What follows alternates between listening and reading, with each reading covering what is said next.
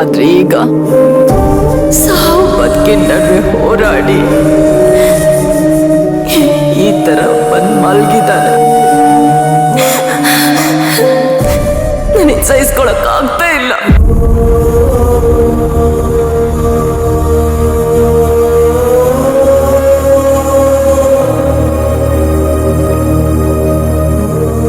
ರಾಜೇಶ್ವರಿ, ನಿನ್ ಸಂಕಟ ನನ್ಗೆ ಅರ್ಥ ಆಗತ್ತೆ.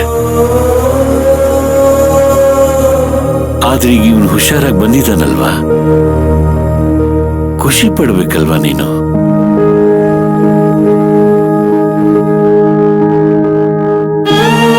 ಇಷ್ಟಕ್ಕೆ ಖುಷಿ ಪಡಕ್ ಆಗಲ್ಲ ಚಂದ್ರು.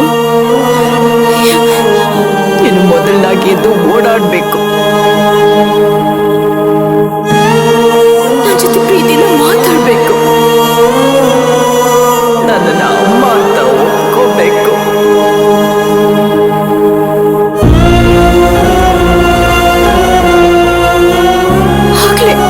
ಆಗ್ಲೇ ತಾಯಿಗಳು ಖುಷಿ ಪಡೋದು.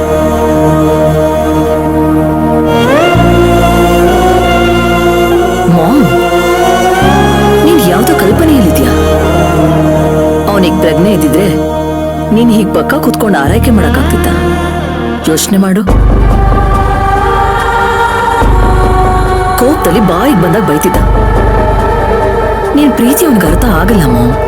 ಇವತ್ತು ಅವನ್ಗೆ ಅರ್ಥ ಆಗದೆ ಇರ್ಬೋದು, ಆದ್ರೆ ಒಂದಲ್ಲ ಒಂದಿನ ಈ ತಾಯಿ ಯಾವ ತಪ್ಪು ಮಾಡಿಲ್ಲ ಅನ್ನೋದನ್ನು ಗೊತ್ತಾಗುತ್ತಲ್ವಾ? ಅವತ್ತು ಅಮ್ಮ ನನ್ನ ತಪ್ಪು ಮಾಡ್ದೆ ಅಂತ ನನ್ನ ಹತ್ರ ಬರ್ತಾನಲ್ವಾ? ಆ ದಿನಕ್ಕೋಸ್ಕರ ಈ ಪ್ರಾಣನಿಟ್ಕೊಂಡು ಕಾಯ್ತಾ ಇದ್ದೇನೆ.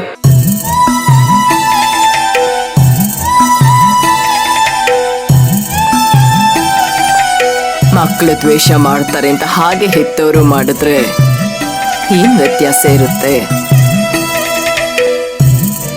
ಮಕ್ಕಳು ತಪ್ಪಾರಿಗೆ ಹೋಗದೆ ಇರೋ ಹಾಗೆ ತಡೆಯೋದು ನಮ್ ಕರ್ತವ್ಯ. ಅದನ್ನು ಮೀರಿ ಅವ್ರು ಹೋದಾಗ ದಂಡಿಸ್ಬೇಕಾಗುತ್ತೆ.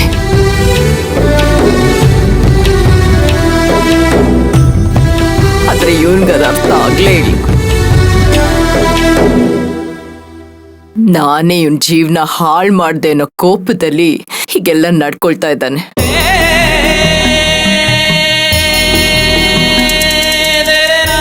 ಆದ್ರೆ ನಾನ್ ಯಾವತ್ತೂ ಹಾಗೆ ಮಾಡಲ್ಲ. ಇವನ್ ದ್ವೇಷಿಸಿದಷ್ಟು ಹೆಚ್ಚು ಪ್ರೀತಿ ಮಾಡ್ತಾನೆ ಇರ್ತೇನೆ.